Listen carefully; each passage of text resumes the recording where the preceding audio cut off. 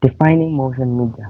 Motion media encompasses any form of visual media that simulates movement, creating a dynamic and engaging experience for the viewer. It encompasses a wide range of formats, including dito, yung mga motion natin na nagko-compass na ini-encompass natin sa visual media na scenes movements creating a dynamic engaging experience na nagbibigay ng experience for the viewer. Kunyari, sa TikTok, no? Na yung motion natin like mga galaw, mga ginagawa natin na nagda-dynamic to sa mga kunyari, experience ko na kunyari, kinaya ko siya sa TikTok like I'm dancing na yung motion niya na binibigay niyang movement ay ng experience ko bilang isang viewer. Animation. Ito yung mga ginagamit no? Sa animations, sa videos, sa live streaming, and screencast. Sa animation, animated GIFs, flash, shockwave, dynamic, HTML, and computer-generated imagery, CGI, video, MP4, TIVX, MPG, 3GP, AVI, MKV, and other video codecs. Sa live streaming naman, real-time video broadcast over the internet, screencast, recording of computer screen activity, often used for tutorial or presentation. Motion media and information. Motion media and information, a dynamic form of communication.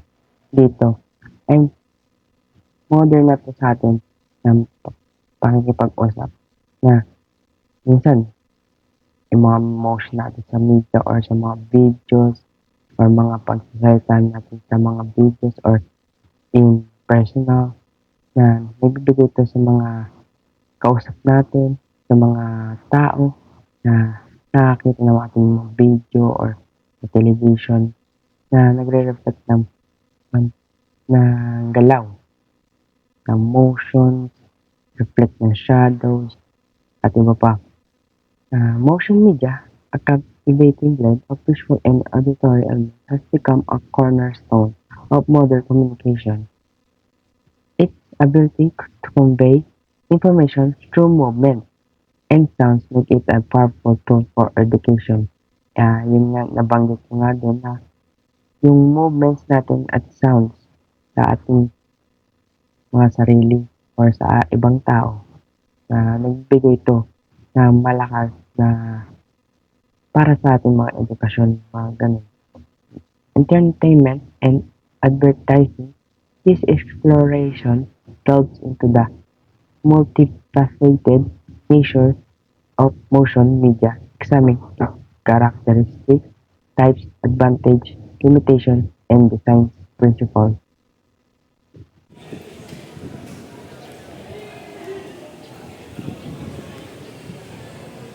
Pre! Uy! Delio! Kumusta? Kumusta ang buhay? Okay lang, ikaw ba? Lang. Okay lang din ako. Anong ginagawa mo? Ano nga pala nangyari dyan, pre? Ba't may tayo ka sa'yo? Ayoko nang tandaan eh. Pero ang nangyari kasi, umakit ako ng puno, kumukuha ng mangga. Kaso hindi nga pala marunong bumaba. Ang nangyari, nahulog ako, nauna-ulo. Ang natutunan ko, huwag aakit ng puno nang hindi marunong bumaba. Tama yun, pre. Ayun lang. Sige, una na ako, pre. Siyempre, salamat. Timing and spacing in animation is what gives object and characters the illusion of moving within the law and of physics. Now, timing refers to the number of frames between two poses or the speed of action. For example, if a ball travels from screen left to screen right in the 24 frames, that would be timing. It takes 24 frames or 1 second. If you're working within the film rate of 24 rates per second for the ball to reach the other side of the screen. Timing can also establish mood and motion, and personality. Now, spacing. Spacing refers to how those individual frames are placed. For instance, in the same example, the spacing would be how the ball is positioned in other 23 frames. If the spacing is close together, the ball moves slower. If the spacing is further apart, the ball moves faster. Yan. Sa pagpapaliwanag nito sa Tagalog, ang timing ay sa animasyon ay tungkol sa kung gaano katagal gumagalaw ang isang bagay o karakter mula sa isang posisyon papunta sa isa pa. Kung mas maraming frame ang ginagamit sa pagitan ng dalawang posisyon, mas mabagal ang galaw.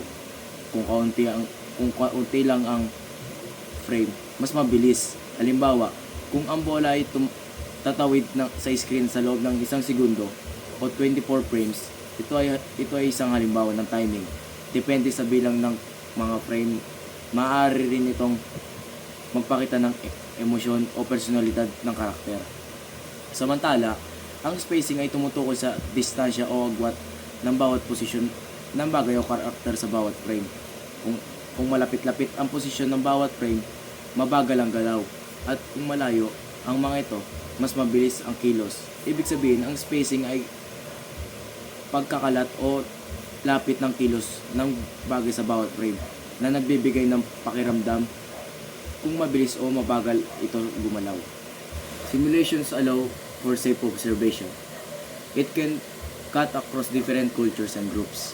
It allows scenes, history, events, and phenomenon to be recreated. It enables learning with emotion limitation. Compared to other forms of visual media, the viewer cannot always interrupt the presentation. It is often times more costly than other forms of visual media. Other data may be presented best using still image. Example, our graphs examples are graphs, diagrams, maps. It is subject to misinterpretation. Motion media elements. The speed can be constant or variable. The tone of movement can be highlighted by the speed coupled with the music. A fast movement gives vigor and vitality, intensifying emotions. A slow movement connotes lethargy, solemnity, or sadness. Direction can indicate a movement from one direction to another. It can also refers to the growing or shrinking of an object. As object moves, the background must remain in scale with the object. Motion path refers to the route that the object will take. It shows the chance of direction of a movement. It is important to note the triggers to change in direction of an object. These triggers are often key movement objects for events in history. Timing can be objective or subjective. Objective timing can be measured in minutes, seconds, days, etc. Subjective timing is psychological or felt. Timing can be used to clarify intensity, the message, or the event. Using a pause can help time the events. Motion media principles. Transition are used to switch between scenes. Having a clear start and finish in your motion, path or scenes, using neutral colors at the start of end of a scene is a good method for creating the right mindset. Solid color adds depth and meaning to movement. Cartooning the graphic and text provides dynamic movement. This can be done by using following movements: stretching, rotating, squashing. Blurring can be used in different ways. In animation, blurring can provide the illusion of fast movement. In videos, it is often used to censor information for security or tendency. Yan. Ngayon, ang simulation daw ay nagbibigay daan para para sa ligtas na pagmamasid ng sitwasyon o pangyayari. Maaari itong gamitin sa iba't ibang kultura at grupo at nakakatulong ito sa muling paglikha ng mga eksena, kasaysayan, kaganapan at iba pang pangyayari. Bukod dito, ang simulasyon ay tumutulong sa pagkatuto na may kasamang emosyon. Ngayon, ang mga elimination, hindi laging maaaring ihinto o putulin ng manonood ng presentasyon. Hindi tulad ng ibang uri ng visual media, mas magastos ang simulasyon kumpara sa ibang media tulad ng larawan o video. May ilang datos na mas mainam may ipakita gamit ang mga still image tulad ng mga graph, diagram at mapa.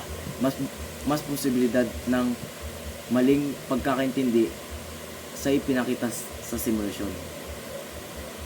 Ang mabilis ng galaw ay maaaring pare-pareho o magbago-bago. Ang tono ng galaw ay maaaring ipakita sa pamamagitan ng bilis at musika. Ang mabilis na galaw ay nagpapakita ng enerhiya at matinding emosyon, habang ang mabagal na galaw ay nagpapahiwatig ng lungkot o kaseryosohan. Ang direksyon ay nagpapakita ng galaw mula sa isang punto patungo sa iba. Maaari rin itong mga hulugan ng paglawak o pagliit ng isang bagay. Habang gumagalaw ang mga bagay, dapat manatiling akma ang laki ng background sa gumagalaw na bagay. Ang motion path ay mga ruta ng galaw ng isang bagay. Ipinapakita nito ang pagbabago ng direksyon o ng galaw.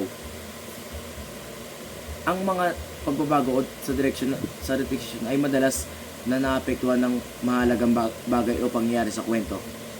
Ang timing ay maaaring sukatin sa dalawang paraan. Objective timing ay sisukat batay sa oras tulad ng minuto, segundo o araw. Subjective timing naman ay batay sa nararamdaman o psychological na pananaw. Makakatulong ang tamang timing sa pagpapalalim ng mensahe ko o kaganapan. Ang pag-pause ay maaaring magbigay ng tamang pagkakataon para itama ang mga oras na pangyayari.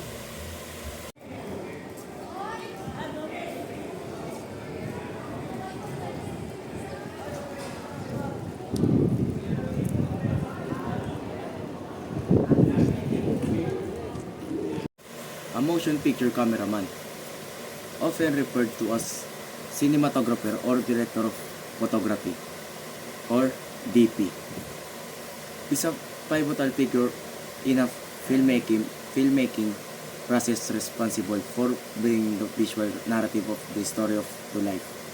This role encapsulates a blend of artistic vision and technical expertise, where the cameraman collaborates closely with the director to translate the script into compelling visual imagery. From choosing the right camera and lens to deciding on lighting, setups, and framing shots, the motion picture cameraman meticulously orchestrates each element to evoke the desired mood, atmosphere, and emotion. Central to their work is a profound understanding of composition, light, and movement, all of which are essential to crafting scenes that captivate and engage the audience. Furthermore, the cinematographer must adeptly manage the camera team, coordinate with other departments like art and production, designs, and adapt to verifying on set conditions, ensuring every frame aligns with the project artistic vision. Whether shooting on location or in a studio, the motion picture cameraman's role is integral in transforming the director's vision into a systematic reality that resonates on the screen. Ang motion picture cameraman o tinatawag ding cinematographer o director of photography o mas kilala sa maikling salitang na DP ay mahalaga sa paggawa ng pelikula. Siya ang responsable sa pagbuo ng visual na aspeto ng kwento nagtatrabaho at malapit sa direktor upang isalin ang script sa mga nakakaakit na imahe. Pinili niya ang tamang kamera, lente, ilaw, at pag-frame ng mga ekseng upang maiparating ang tamang damdamin at atmosfera. Mahalaga rin ang kanyang kaalaman at komposisyon, ilaw at galaw. Bukod dito, inaasikaso rin niya ang camera team at nakikipag-coordinate sa ibang departamento para siguruhin bawat frame ay tumutugma sa artistikong layunin ng proyekto. Ito yung defining motion media na sinasabi ko nga namin sa television, like mga cameraman, na sila yung nagbe-video sa mga tao na nag-a-act or gumagalaw ng motions, no? Yan yung mga ginagamit ng mga cameraman pag may binibidyoan sila or sa mga teleserye. General characteristics of motion media. 1. It communicates message to large, heterogeneous, and anonymous audience. Tayo ng interview estudyante mula sa Sandy Point National High School. Kumusta ang pag-aaral mo dito? Okay lang naman kasi nasa loob tayo ng base at magaganda ang mga tanawin. Kamusta naman ang grades mo? Panalo naman lahat. Wala naman bagsak. Okay lang. Maraming salamat sa mga sagot mo. Thank you. Characteristics of motion media for anonymous audience. Motion media is inherently designed to communicate with large, heterogeneous, and anonymous audience. Its key characteristics include mass communication. Motion media can disseminate the same message to a vast audience simultaneously, regardless of their individual identities or location. This makes it is deal for broadcasting news, entertainment, and educational content to a wide range of viewers. Sa madaling sabi, ang mass media ay nagbabatid ng parehong mensahe sa malaking bilang ng tao sa sabay-sabay, kaya't mahusay ito para sa balita, aliwan at edukasyon. Impersonal and transitory. The nature of motion media often leads to impersonal communication as the message is directed towards the general audience rather than specific individuals. The content is often transient, with viewers encountering the fleetingly and moving on to other media. Ito daw ay communication hindi personal dahil ang mensahe ay para sa pangkalatang publiko. Madalas din itong pansamantala. Mabilis na nakikita ng mga tao lumilipat sa ibang media. Multisensory engagement. Motion media engage multiple sense, primarily sight and hearing, creating a powerful synergy that can enhance communication. This combination of visual and auditory simultaneously can be highly effective in capturing attention and conveying information in a memorable way. Ito ay multisensory experience na nagpapaliwanag. Ang motion media ay nakakaengganyo na maraming pandama, lalo na ang paningin at pandinig. Ang pagsasama-sama ng mga visual at auditory na elemento ay nakakatulong upang mas madaling makuha ang atensyon ng mga tagapanood. And last, formal and authoritative. Motion media can often carries a sense of formality and authority, as it is typically produced by professionals and disseminated through established channels. This can lend credibility to the message and influence audience perception. Ang panghuli natin ay formal and authoritative. Dito, kadalasan ang motion media ay may formal na tono at sinseridad dahil ito ay ginagawa ng mga profesional at ipinabahagi sa mga kilalang channel na nagdadala ng kredibilidad sa mensahe. 2. It communicates the same message to mass audience simultaneously, sometimes in public, other times in private. May mga ilang katanungan ako sa iyo. Kamusta ang pag-aaral mo dito sa Sunny Point? Okay lang naman po. Mabait ang mga teacher. May mga na-encounter ka na ba dito mga away o mga gulo? Wala naman po. Kumusta naman ang grades mo? Okay lang po. Mga 85.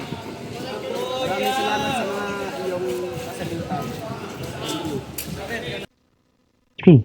It embodies message that are usually impersonal and transitory. Advantage and limitation of motion media. Motion media offers several advantages for communicating with anonymous audience.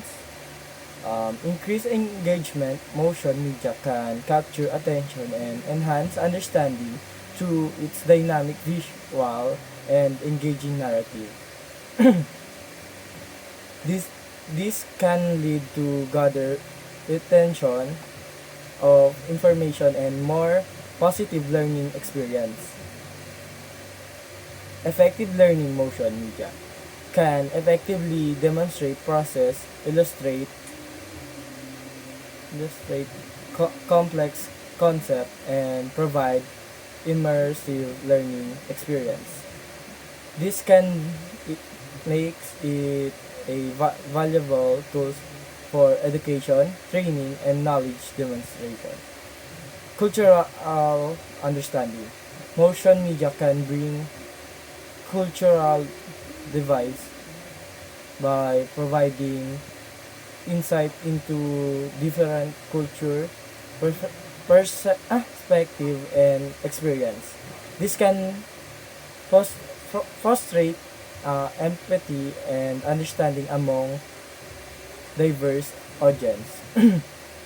Wide reach. Motion media can reach vast audience, making it ideal for disseminating information, promoting ideas, and influencing public opinion.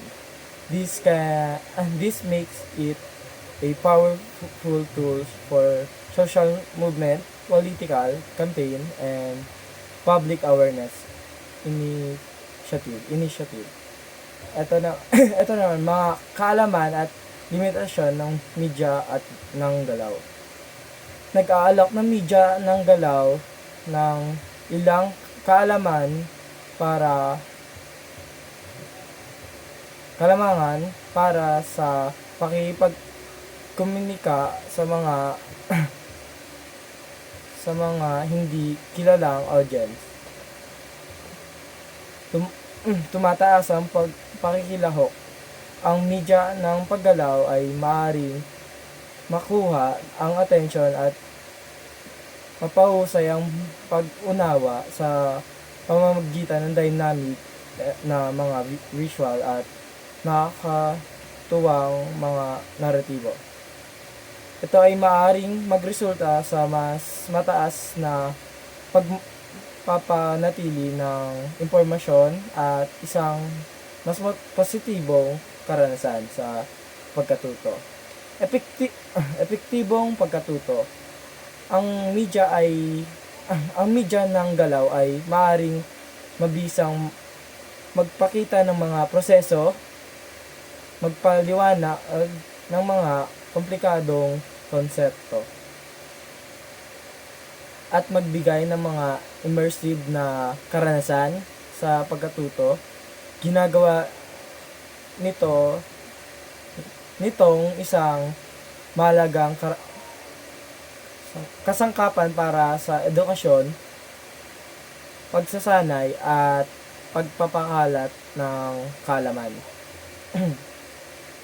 Pag-unawa sa kultura. Ang media ng galaw ay maaaring magsilbing tulay upang matawid ang mga pagkakaiba ibang kultura sa pamamagitan ng pagbibigay ng mga pananaw sa iba't ibang kultura, pananaw at karanasan. Maaari ito ang magtaguyod ng empatya at pag-unawa sa mga magkakaibang audience. Malawak at naabot. Ang media ng galaw ay may kakayang maabot ang malawak na audience na ginagawang perpekto sa pagpapakalat ng impormasyon, pagsusulong ng mga idea, at pag-impluwensya sa opinyon ng publiko. Ito ay isang mapangyarihang kasangkapan para sa mga kilusang panlipunan, kampanyang panitikan at mga inisyatibang para sa pampublikong kamalayan. Ito yung general characteristic of motion media. Yan. Katulad yung sinabi ko kanina, yan, television, sa radyo, or yan, may taga-karaman at may isang reporter na gumagalaw, nagbibigay ito ng sounds, baga yung boses niya na nagbibigay siya ng information sa mga tao na kung ano yung mga balita, ang ganyan. Yan. Pwede rin sa music, yun. O music, mga pagbibigay ng tono nila, mga rhythm, yan. Sa radyo, yung sounds lang talaga, yan. Para okay, yung ganyan. Headset. Assessing the credibility of motion media. The rapid proliferation of motion media necessitates critical evaluation of its credibility.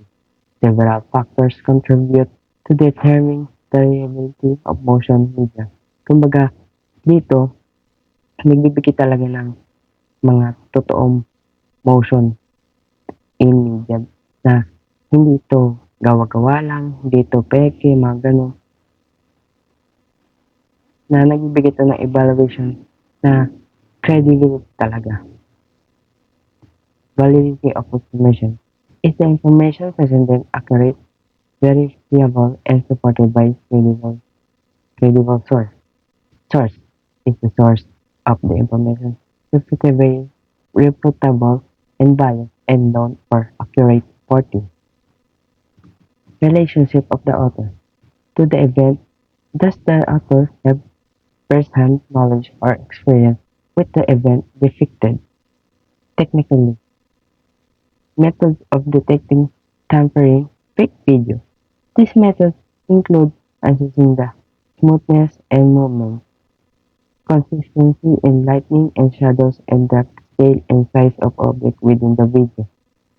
Kagaya ko nga sinabi kanina, yung mga movements nila like smooth, and sa mga lightning or shadows, hindi ko na nabanggit yung sa objects na yung mga bagay. Yan. Pag nag-video tayo, pag magala tayo or mga hawak natin or nasa paligiran natin, yung mga objects ng mga bagay, yan. Yung, lapis, sa mga tables, yan. Design principle of motion media. The effectiveness of motion media hinges on its design, which incorporates several key elements. Transition. Ito yung mga pag nag-iiba yung scene. Like, nag-iiba. Like, nyari, tapos na ako sa linya ko, kumbaga lilipat naman sa ibang scene na nakipag-usap ko nyari yung kaibigan ko sa kaibigan kong isa. Yun, parang iniiba lang yung scene. Like, binibigyan niya ng smooth na flow.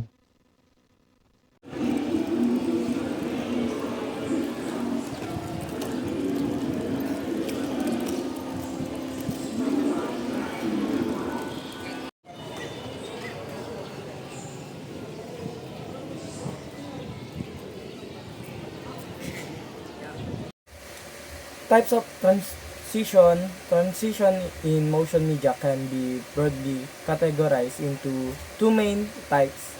One, cut transition. Hard cut. This is the simplest and most common type of transition, where one shot of the replace other.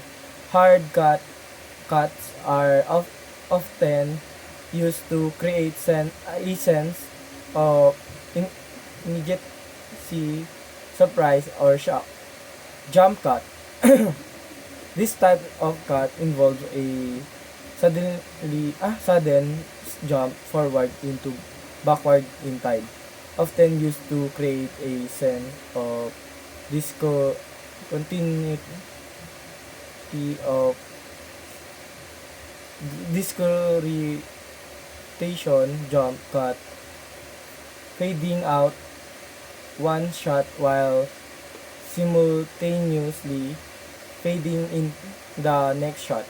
Fading are often used to indicate a change in time.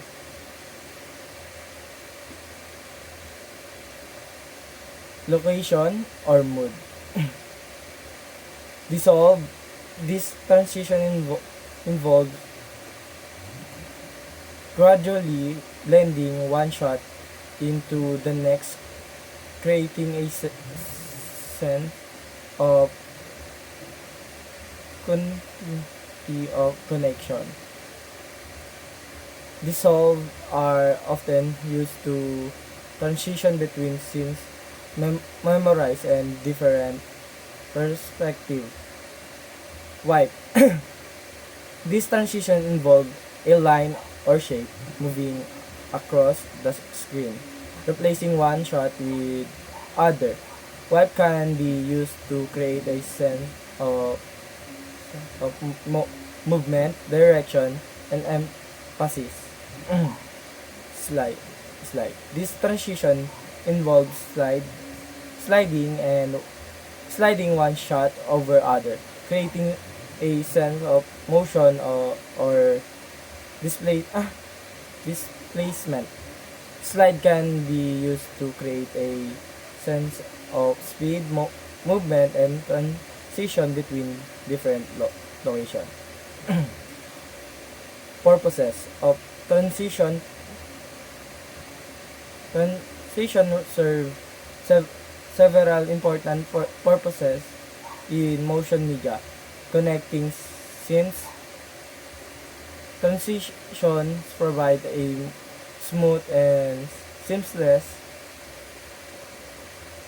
connection between different scenes, creating a cohesive narrative flow, creating mood and tone. Transition can be used to create specific mood and tone, such as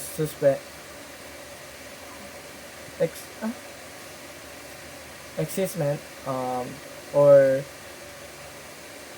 melancholy. For example, a slow fade can create a sense of nostalgia, while a quick cut can create a sense of urgency. Emphasizing key movement. Transition can be used to highlight key movements in a video, drawing attention to specific events or information. For example, a wipe can be used to transition to a dynamic scene, while a dissolves can be used to emphasize a poignant movement, creating visual interest. Transition can add visual interest and dynamism to a video, preventing it from become a static or monotonous. Sound and color enhance the meaning and impact of the motion. Kumbaga, nagbibigay siya ng sound nagbibigay siya ng kulay na pinapahayag niya yung meaning. Katulad sa mga kanta, binibigyan niya ng mahalaga na meaning yung kinakanta niya. Sarap naman tumambay dito, laki ng puno, tapos ang lakas pa ng hangin. Eh, buti nakatambay na tayo. Ikaw, ang ginagawa mo? Dito, natambay din, kasama ko kayo. Okay, kasama, ba't ka namin kasama? Tropa niyo ako. Ha? Kasama pala namin. The connection between sounds and color. Sounds and color are intricately linked, influencing each other in both a psychological and perceptual manner.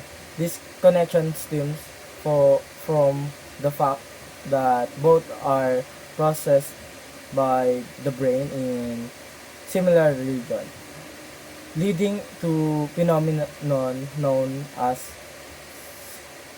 synesthesia, where stimulation of one's sense trigger an experience in other. Psychological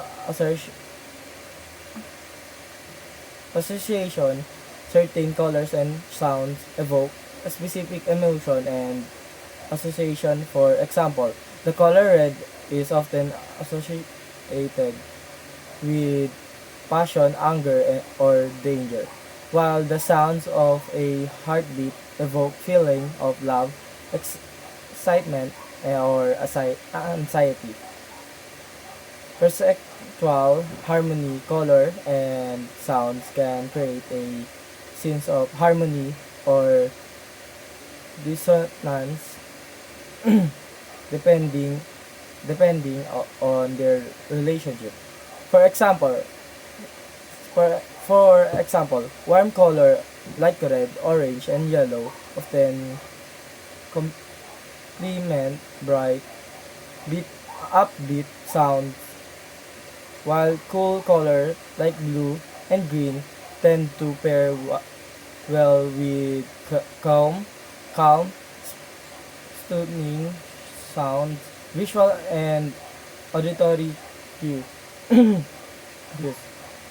Sounds can enhance the visual experience by providing cues that reinforce or amplify the visual information. For example, a loud crashing sound can enhance the impact of violent scenes, while a soft, gentle melody can create a peace and serene atmosphere. Blurring in animation. Blurring creates the illusion of past movement. In videos, it is often used for censorship. Ito yung mga katulad ng kunyari, may dalawang tao na naka-highlight sila talaga. Imbes yung background na naka-highlight, yung tao, parang binablurred nila yung mga background nila doon. Yun. Like, kunyari, may dumaan na motor, mabilis na mabilis. Ano naman doon, magbe-blurred yung dumaan na motorcycle. Hindi yung background kasi napakabilis naman ng movements niya.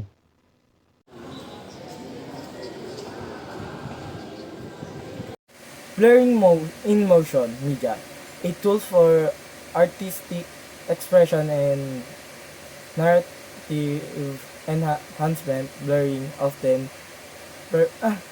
perceived as a technical imperfection, is a powerful tool motion media that can be intentionally employed to enhance artistic expression and narrative impact. This essay will explore the various techniques of learning, its artistic applications, and its role in storytelling, emphasizing its ability to evoke emotion, create that, and enhance the overall visual experience. Techniques of blurring. Blurring motion media can achieve through various techniques, each contributing a distinct visual effects. Motion blur. This occur when moving object is captured by the camera at the scene of dynamic. Camera at slow shutter speed, resulting a strike or blurred image. Motion blur is often used to convey speed, movement, or a sense of dynamism. Depth of field blur. This technique achieved by adjusting the camera aperture creates a blurred background while keeping the subject in focus. Depth of field blur is commonly used to isolate the subject, create a sense of depth, or emphasize the subject importance. Gaussian blur. This digital effect applies a smooth even blur to the entire image, often used to soften edge, create a dreamy or ethereal atmosphere, or hide imperfection, radial blur. This effect create a circular blur around a central point, often used to emphasize movement, create a sense of speed, or add a dramatic visual effect. Relationship of the author to the event. Does the author have first-hand knowledge or experience with the event depicted?